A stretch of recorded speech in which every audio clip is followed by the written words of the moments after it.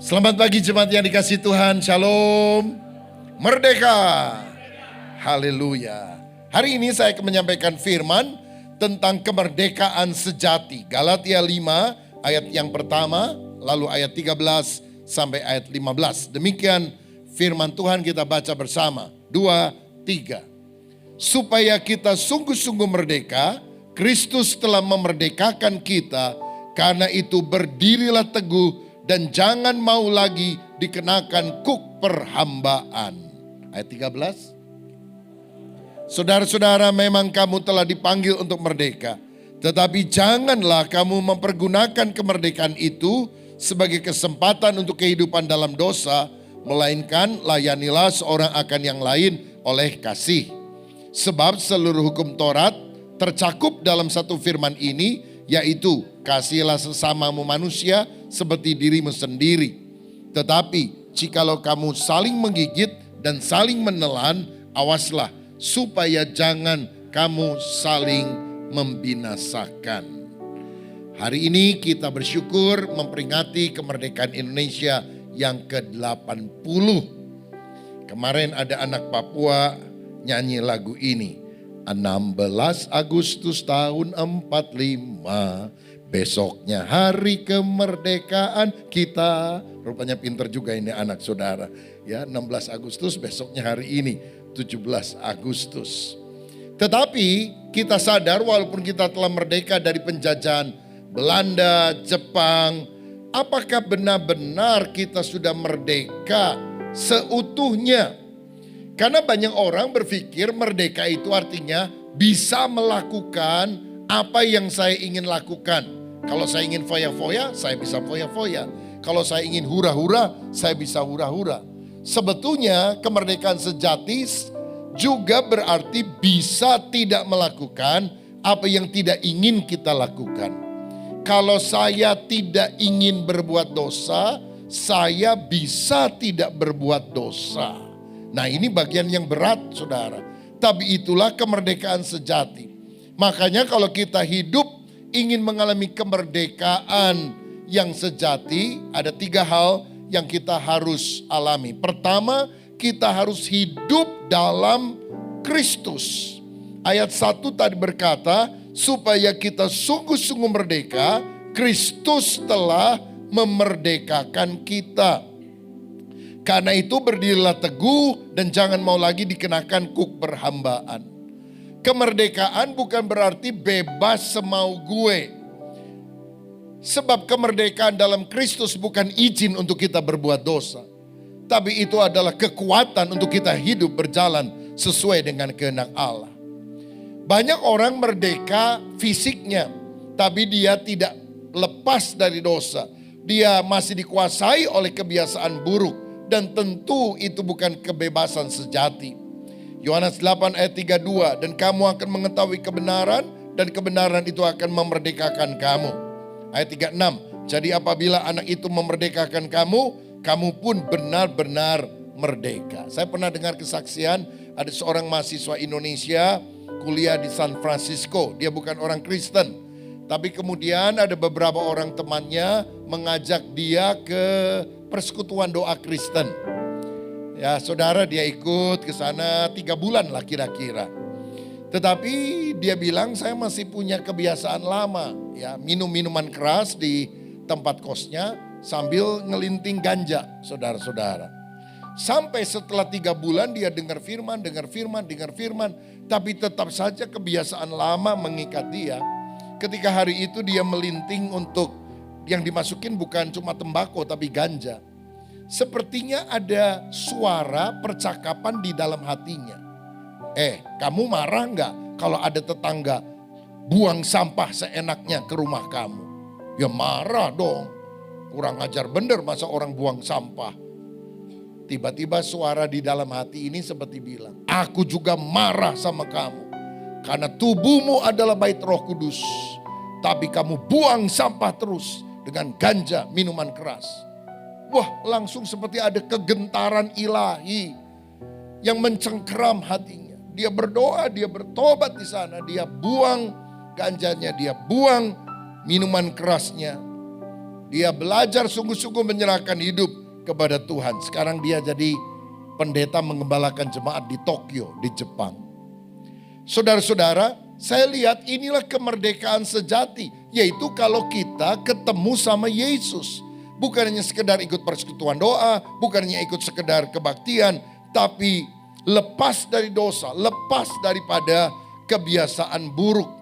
2 Korintus 5 ayat 17 berkata, jadi siapa yang ada dalam Kristus, dia adalah ciptaan yang baru. Yang lama sudah berlalu, yang baru sudah datang. Rambutnya masih sama modelnya, potongan baju orangnya masih tetap sama. Tetapi di dalam dirinya ada satu pembaharuan yang dikerjakan oleh Roh Kudus. Kita tidak sama lagi seperti yang dulu. Saudara, kalau misalnya ada domba lagi jalan bareng-bareng sama babi, lalu lihat ada kubangan lumpur di sana. Kalau domba jalan terus, bisa nggak dia terpercik oleh lumpur sehingga bulunya yang putih itu menjadi kehitam-hitaman? Bisa. Tapi dia akan teriak, "Mbe, aduh aku nggak mau begini, tapi kenapa?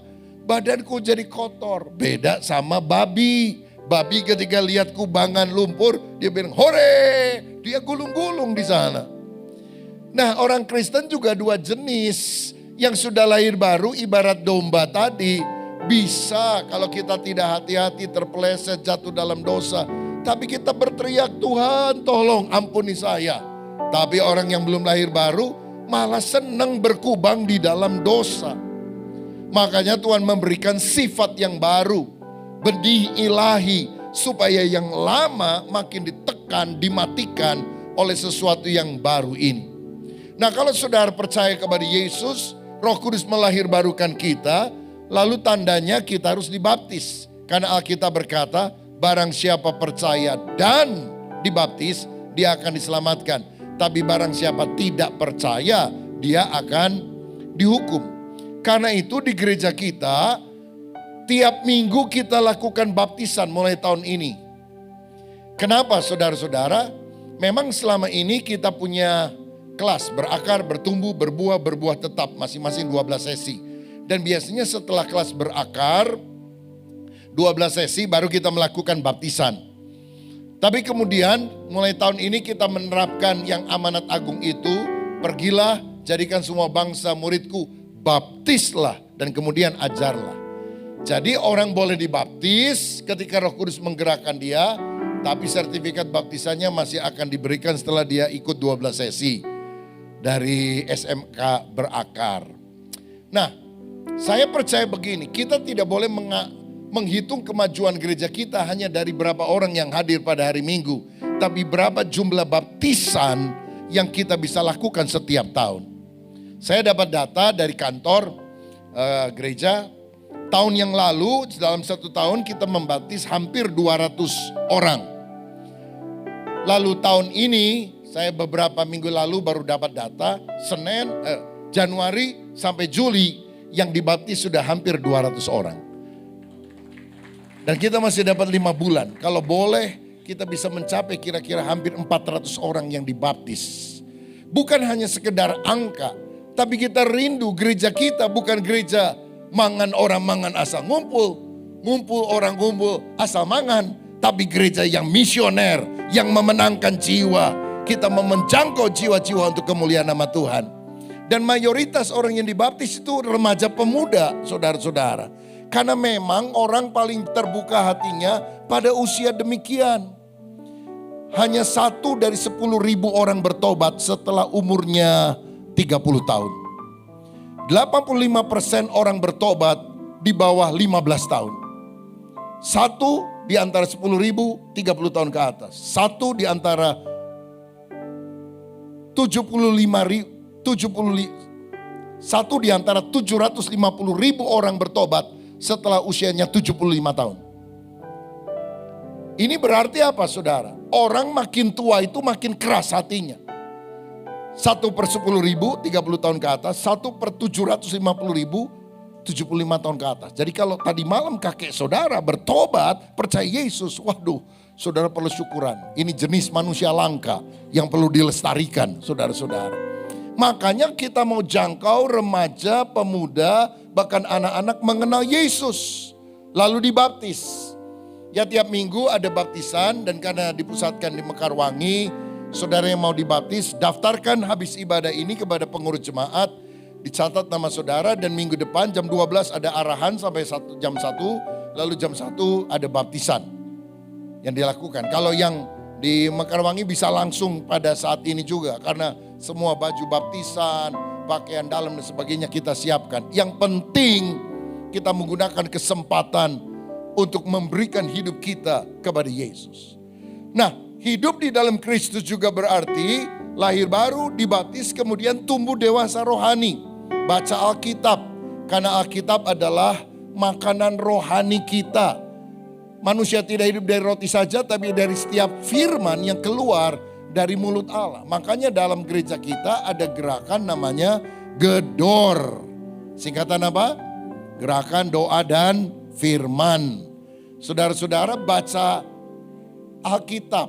Ya di depan nanti setelah ibadah ini ada buku Gedor 3 bulanan biasanya kita berikan kepada jemaat. Atau bagi yang muda-muda, saudara lebih gampang secara digital. Kita punya apps GBI Battle, yang belum punya tolong download. Karena semua acara-acara ibadah atau apapun ada di sana. Informasi termasuk toko apa yang kasih diskon dan sebagainya, saudara bisa lihat di sini. Dan juga setiap hari itu ada tuntunan ayat mana yang kita harus baca. Tinggal klik ayatnya muncul, saudara baca. Ada beberapa pertanyaan penuntun, saudara masukkan klik nanti masuk ke komputer gereja untuk kita bisa mengalami pertumbuhan secara rohani. Berdoa itu juga harus kita lakukan. Tapi doa ada doa bagi diri pribadi, ada doa syafaat, yaitu doa bagi orang lain. Nah hari ini kita diingatkan siapa yang harus kita doakan? Bangsa dan negara. Yeremia 29 ayat 7, usahakanlah kesejahteraan kota kemana kamu aku buang, dan berdoalah untuk kota itu kepada Tuhan, sebab kesejahteraannya adalah kesejahteraanmu. Jadi kita perlu berdoa dan mengusahakan kesejahteraan bagi Indonesia. Kalau Indonesia ada kerusuhan, kita semua juga susah.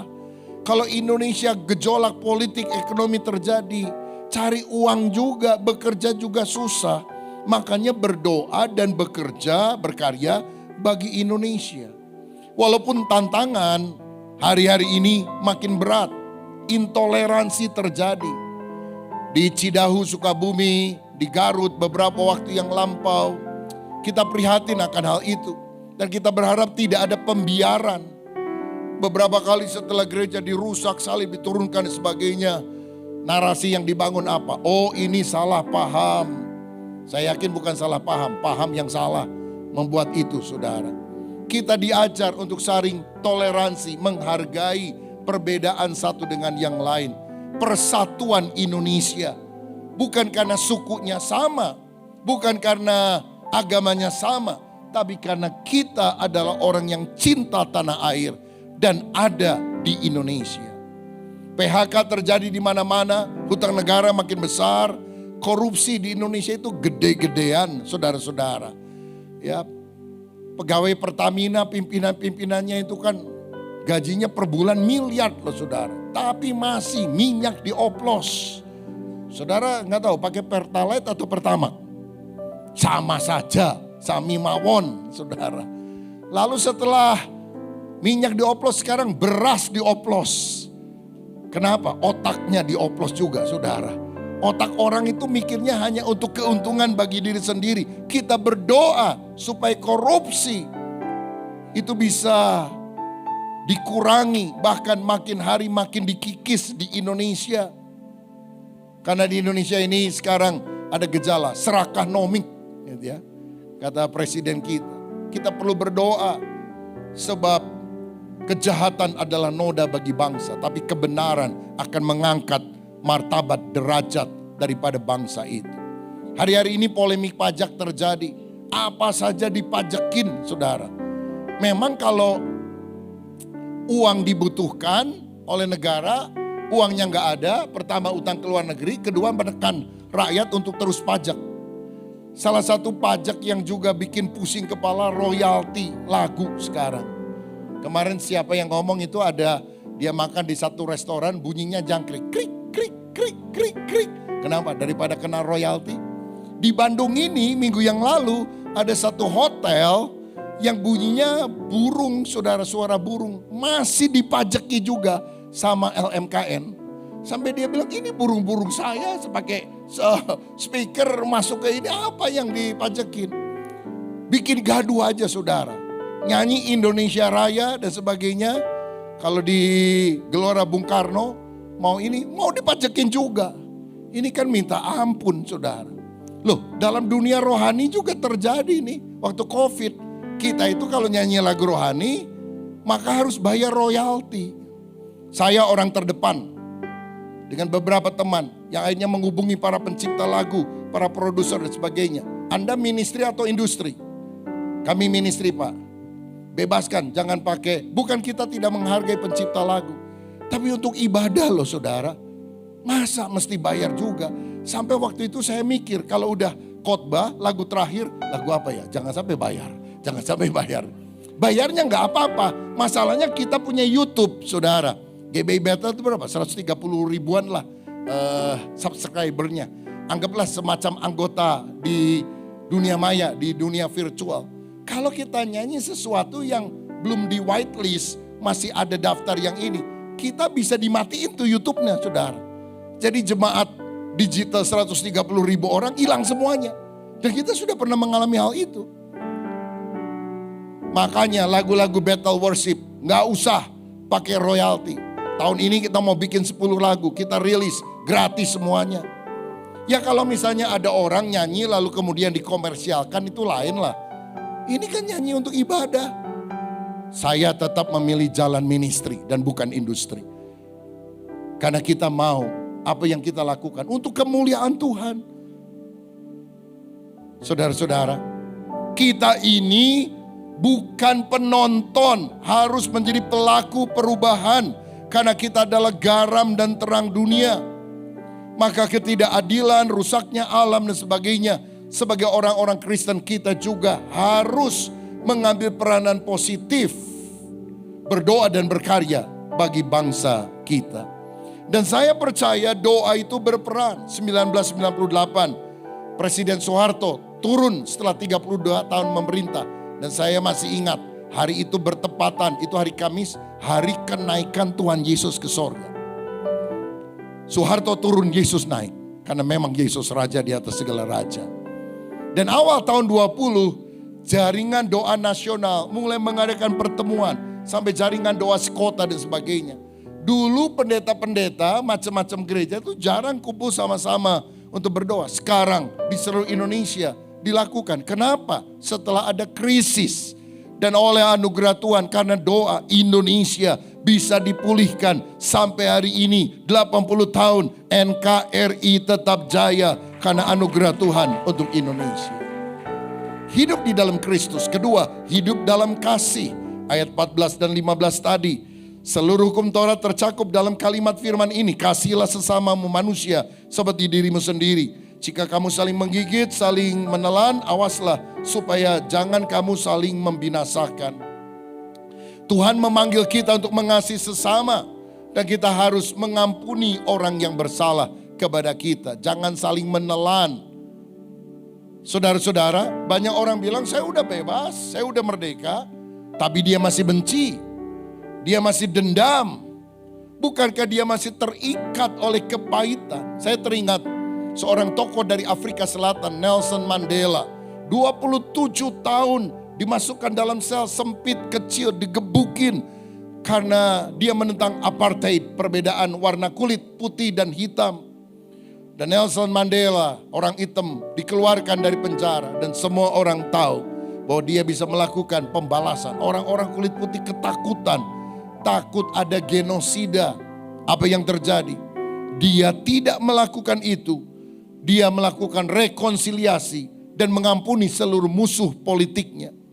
Dan kita sampai hari ini mengenang kebesaran hati dari seorang pemimpin Afrika Selatan yang namanya Nelson Mandela. Dan saya juga bersyukur karena baju favorit kesukaan Nelson Mandela adalah batik dari Indonesia. Saudara-saudara, luar biasa.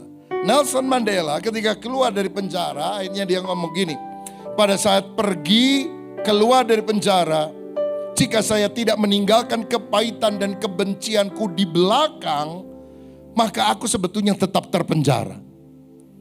Apa yang membuktikan dia benar-benar orang bebas? Ketika dia melepaskan pengampunan, sehingga tidak terpenjara oleh kepahitan. Saudara, iman tidak tumbuh dalam kesendirian, tapi kita harus terlibat di dalam komunitas. Karena di dalam komunitas itulah kasih Kristus akan diwujudkan secara nyata. Lihat gereja mula-mula, walaupun banyak tekanan, mereka saling mengasihi satu dengan yang lain. Apa yang mereka miliki mereka bagi-bagikan, dan mereka hidup bersama dengan riang gembira. Alkitab berkata jangan menjauhkan diri dari pertemuan ibadah, tapi mari kita makin giat melakukannya menjelang hari Tuhan yang mendekat. Kayu bakar kalau dipisahkan dari kumpulannya cepat mati, tapi kalau disatukan dikipasi apinya akan selalu hidup. Makanya saya selalu mendorong saudara untuk tertanam di dalam komunitas sel. Karena dalam ibadah minggu di gereja kita gak bisa kenal satu dengan yang lain. Mungkin tahu wajahnya, namanya kita juga gak terlalu hafal, apalagi pergumulannya, apalagi mimpi-mimpi dan harapannya. Jemaat mula-mula kenapa bisa saling mendoakan, saling melayani, saling menguatkan? Karena mereka tergabung di dalam bait Allah dalam kelompok besar dan dalam rumah-rumah dalam kelompok kecil. Ini bagaikan dua sayap pada seekor burung Raja Wali, sehingga mereka mengepakkan sayapnya dengan luar biasa. Saya dorong saudara terlibat di dalam kelompok kecil, di mana saudara bisa dikenal, dikasihi, belajar melayani sesama, didukung satu dengan yang lain. Ada seorang ibu rumah tangga yang suaminya tiba-tiba meninggal mendadak. Dan dia bingung, gak pernah kerja, saldo di bank, urusan surat-surat dia gak pernah tahu. Dan dia akhirnya ngomong gini, kalau saya tidak dibantu oleh teman-teman satu komsel saya, waktu suami saya mati, mereka datang, mereka siapkan untuk penguburan, mereka siapkan makanan, minuman dan sebagainya membantu saya. Karena saya cuma bisa nangis, gak bisa apa-apa. Semua tulang punggung keluarga yang ngerti semua suami. Saya bingung, teman komsel saya yang menolong sampai pemakaman. Setelah itu mereka datang bergantian, ada yang bawa makanan dan sebagainya. Kalau gak ada mereka mungkin saya udah mati bunuh diri katanya. Saya kehilangan harapan, saya putus asa. Terima kasih Tuhan untuk teman-teman kelompok sel. Saudara, tanggal 26 Agustus ini ke depan sampai September kita akan mengadakan gerakan kelompok sel yang kita beri nama gerakan tujuan hidup. Untuk apa saya ada di dunia? Saya dan tim pastoral akan mengunjungi setiap rumah yang tergabung di dalam komsel baru. Ada sekian puluh komsel baru yang sudah mendaftarkan diri menyediakan rumahnya. Melalui video saya akan menyapa saudara, memberikan arahan dan petunjuk bagaimana kita bisa mengetahui ada 5 tujuan hidup. Untuk apa saya hidup di dunia ini? Saya harap setelah ibadah ini saudara daftarkan diri, khususnya yang belum pernah ikut komsel atau pernah ikut komsel 1000 tahun yang lalu, ayo daftarkan diri lagi. Tanggal 26 kita akan mulai, atau selama minggu terakhir itu kita akan mulai pertemuan pertama, hanya 5 minggu. Dan setelah itu saudara putuskan apa saudara akan tetap tergabung di sana atau selesai. Tapi setidaknya kita akan tahu mengapa saya ada di dunia ini. Saudara-saudara, terlibatlah di dalam gerakan kelompok sel supaya kasih itu bisa benar-benar dirasakan. Yang terakhir, yang ketiga, hidup dalam pelayanan. Ayat 13 tadi berkata demikian. Ayat yang ke-13.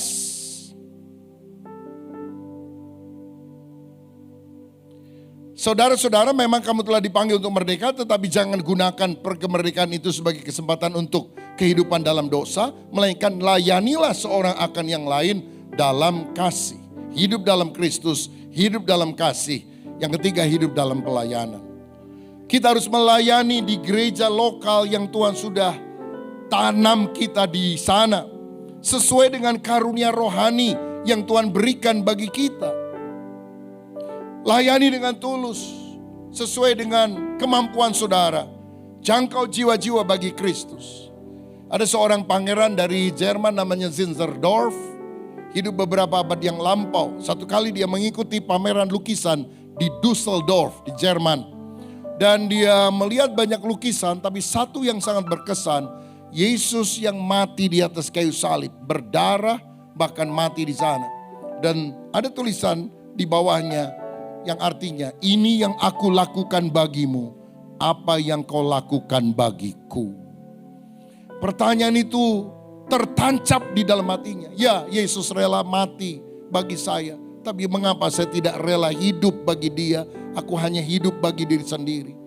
Dia tinggalkan kemewahannya. Dia memimpin gerakan penginjilan Moravia yang pada zaman itu menyebar ke seluruh dunia. Memenangkan banyak jiwa, membaptis begitu banyak orang. Sampai ke India, ke berbagai negara yang lain. Kalau kita sudah diselamatkan oleh Yesus, jangan hanya berdiam diri. Jangan hanya jadi jemaat yang datang duduk dan cuma bikin rusak bangku gereja. Artinya nggak bikin apa-apa. Tapi ayo melayani. Kalau saudara tertarik untuk melayani anak sekolah minggu, jadi guru sekolah minggu. Kalau saudara melayani atau punya karunia dalam bidang musik, pujian, penyembahan, ayo layani. Apa saja yang saudara bisa lakukan untuk kemuliaan nama Tuhan. Saya bertobat umur 15 tahun, lalu dibaptis, lalu saya mulai terjun di dalam pelayanan. Jadi guru sekolah minggu, bersihkan gereja. Waktu itu saya masih ada di Tasikmalaya. Dulu gak ada cleaning service, office boy. Ya kita lah sama anak-anak remaja yang lain bersihin gereja, angkut bangku, bereskan, bikin warta jemaat. Warta jemaat zaman dulu itu masih yang dipakai roll, bahkan sebelum itu pakai odol hitam, saudara-saudara. Kita ketik dulu kata-katanya, ya, lalu ditempelkan begitu, pakai odol hitam, satu demi satu. Saya kerjain semuanya, saudara-saudara. Saya ikut paduan suara remaja, ikut KTB, kelompok tumbuh bersama, sekarang namanya Komsel. Dulu KTB. Dari sejak saya 15-16 tahun, saya mulai mimpin pujian dalam kelompok kecil, bawa renungan. Kemudian waktu saya dipercaya untuk bersama tim mulai melayani ke desa-desa. Ada yang mimpin pujian, main musik, saya bawa renungan firman. Saya doain orang sakit, saya doain orang penuh Roh Kudus. Saya usir setan dalam nama Yesus.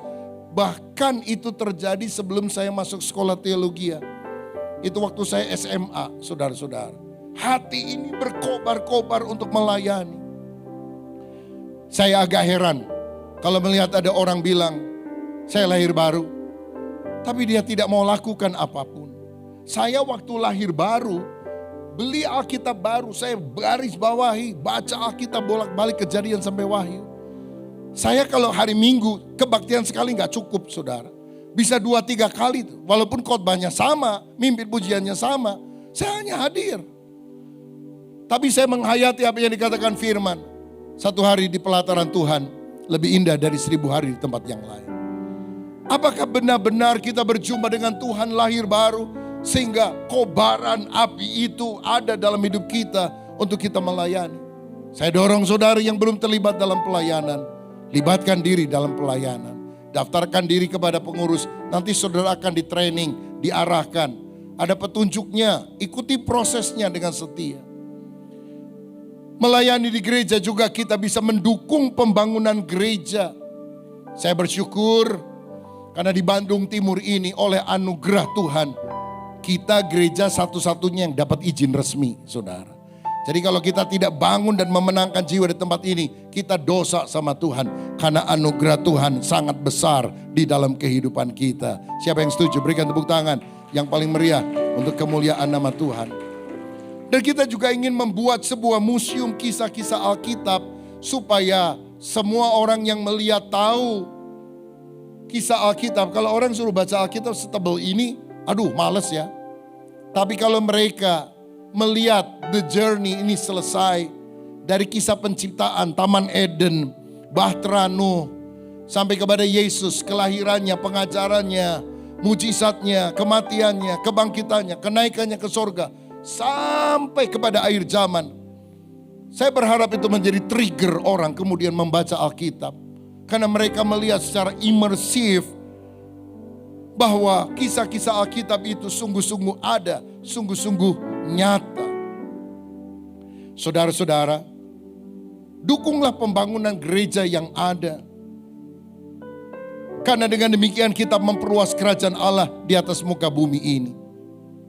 Saudara tahu tahun 2004, jadi 21 tahun yang lalu, saya melakukan tantangan kepada jemaat. Waktu itu masih ada di Hotel Mutiara.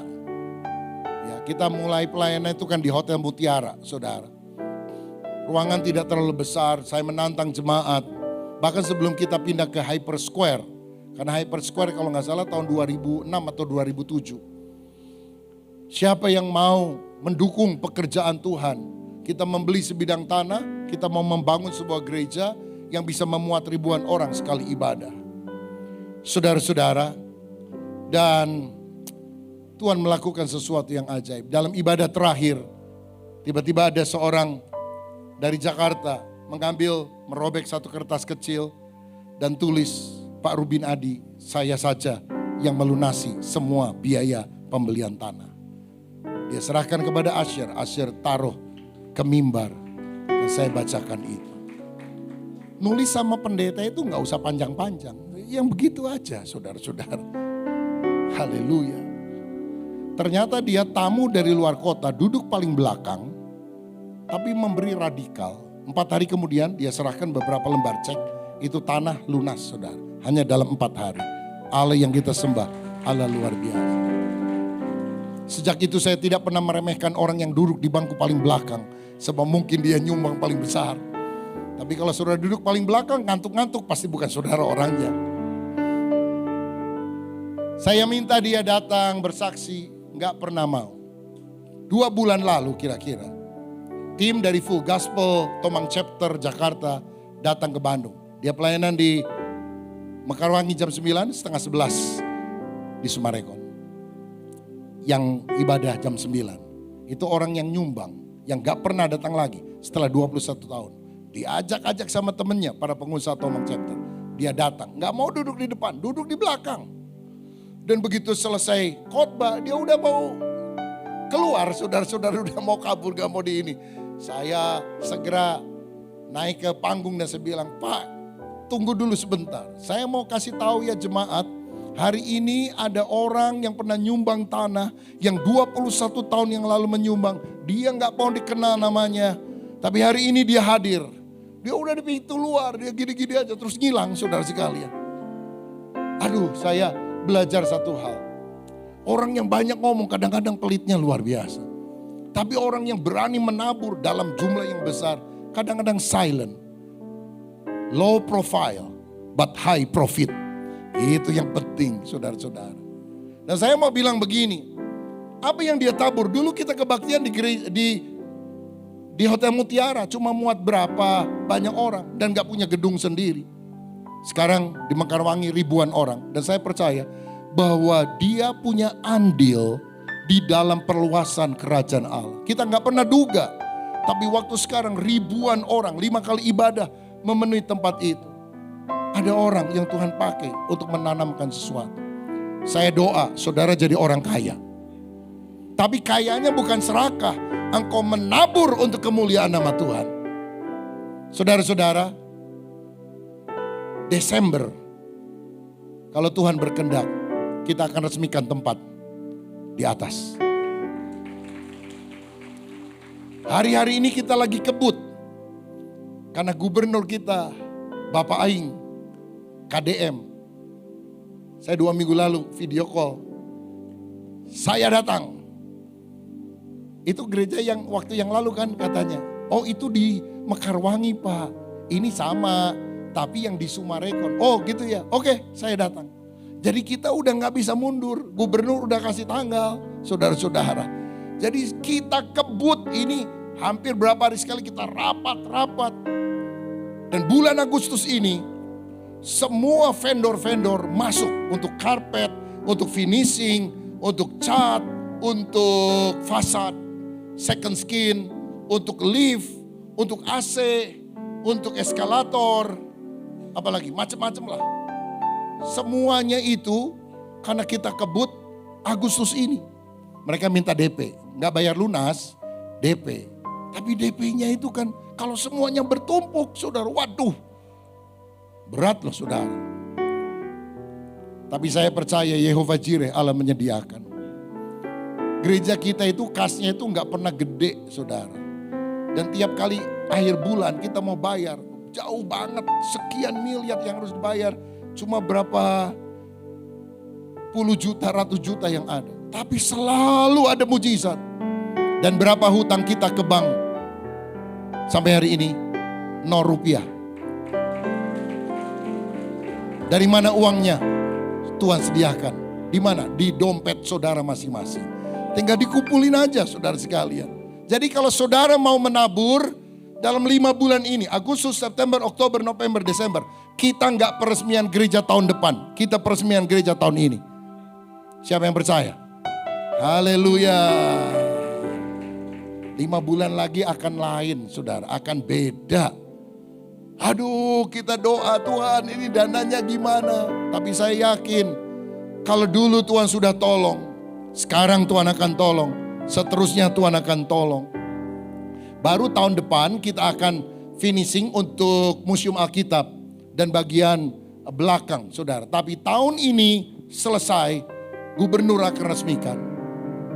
Oh haleluya. Ayo kita mendukung perluasan kerajaan Allah di atas muka bumi ini.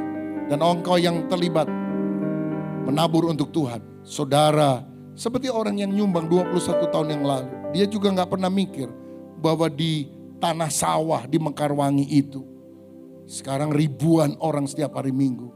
Bukankah itu jiwa-jiwa yang kita bisa persembahkan? Dia bukan pendeta, dia pengusaha.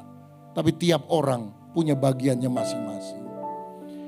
Dan yang terakhir, kita juga harus melayani masyarakat dengan tindakan nyata. Jadi berkat bagi sesama. Waktu aku lapar kamu beri aku makan. Waktu aku haus kamu beri aku minum. Kapan Tuhan apa yang kamu lakukan kepada saudaraku yang paling hina, engkau melakukannya bagiku. Kita melakukan berbagai kegiatan sosial dari waktu ke waktu. Tapi beberapa bulan terakhir ini saya ngomong juga kepada Ketua Komisi Diakonia, Ketua Misi Sosial Masyarakat. Kita akan memberkati masyarakat setiap minggu. Tiap minggu perlu ada gerakan sosial bagi sembako, bagi makanan, buat pasar murah, atau lakukan layanan kesehatan. Bisa berganti-ganti modelnya, minggunya dan sebagainya. Tapi tiap minggu kita harus lakukan kegiatan sosial. Dan kita akan sebar pelaksanaannya di 6 satelit yang berbeda. Jadi bisa minggu ini dari Sumarekon, minggu depan Mekarwangi, minggu depan dari Kopo dan seterusnya. Kalau ada yang terbeban untuk mengumpulkan sembako atau makanan, boleh dikumpulkan. Tapi saya udah bilang kepada mereka, jangan membebani jemaat. Setiap minggu kita akan keluarkan sekian juta rupiah untuk memberkati masyarakat yang di luar. Kita bukan gereja mangan orang mangan asal ngumpul orang ngumpul asal mangan. Saya rindu gereja kita bukan tertuju kepada diri, tapi memberi makan orang-orang lain. Memberkati masyarakat dengan berkat Tuhan. Karena dengan demikian kita menjadi garam dan terang dunia. Kemarin saya ngomong kepada tim yang ada, jangan bebani jemaat. Kalau mereka mau memberi dengan sukacita, silakan. Karena kita tahu apa yang kita tabur kita akan tuai. Dan apa yang kita lakukan sebetulnya bukan karena kita mau lebih kaya. Kita sudah diberkati oleh Tuhan. Keselamatan itu berkat terbesar. Dan kita melakukan semua dengan cinta, dengan tulus kepada Tuhan. Mau jadi berkat, mau menjadi kepanjangan tangan Tuhan. Jadi setiap minggu kita akan keluarkan sekian juta rupiah untuk memberkati masyarakat. Juga dengan gerakan kebersihan, pembuatan akta lahir, akta nikah, KTP, semuanya gratis. Kita mengusahakan kartu Indonesia Pintar bagi orang-orang yang sulit bersekolah supaya mereka, kan ada dana dari pemerintah. Tapi orang kalau nggak punya KTP gimana dananya bisa masuk, saudara-saudara. Kita memfasilitasi semuanya, nggak usah bayar. Saudara-saudara. Dan satu hal yang terakhir, kita harus mempraktekkan kasih ini seperti teladan Yesus. Kita juga ingin memberkati kota. 1 bulan yang akan datang, tanggal 13 September, di Balai Kota Bandung, gereja-gereja akan kumpul bikin bazar bayar pakai sampah. Nah, kita tahu saudara, tempat pembuangan akhir untuk Bandung, untuk sampah itu di Sari Mukti Cipatat. Yang lain tempat pembuangan sementara. Tapi itu juga terbatas. Sudah beberapa kali demo untuk mereka tidak mau lagi mengangkut atau membuka tempat itu untuk sampah. Saudara tahu, kota Bandung memproduksi 1.500 ton sampah setiap hari. Kabupaten Bandung memproduksi 1.300 ton setiap hari. Saya mau tanya, kalau 2.800 ton harus diangkut pakai truk, berapa truk? Bayangkan ini beban yang luar biasa. Pernah kan ditutup tuh TPA? Bandung Lautan Api berubah menjadi Bandung Lautan Sampah, saudara. Dan gejolak masyarakat di sana untuk hal ini ada. Saya udah bilang gereja kita bawa makanan ke sana, berkati orang-orang yang di sana. Bawa pengobatan gratis atau apapun yang mereka butuhkan. Karena gereja harus jadi solusi. Dan sekarang gereja-gereja juga melakukan hal ini.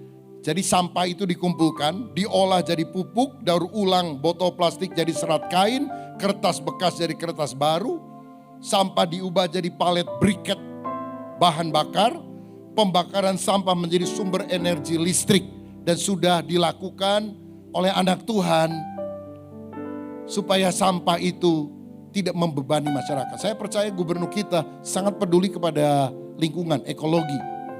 Dia ngomong di Mekarwangi berapa bulan yang lalu juga soal tentang lingkungan. Dan saya percaya kita perlu terlibat.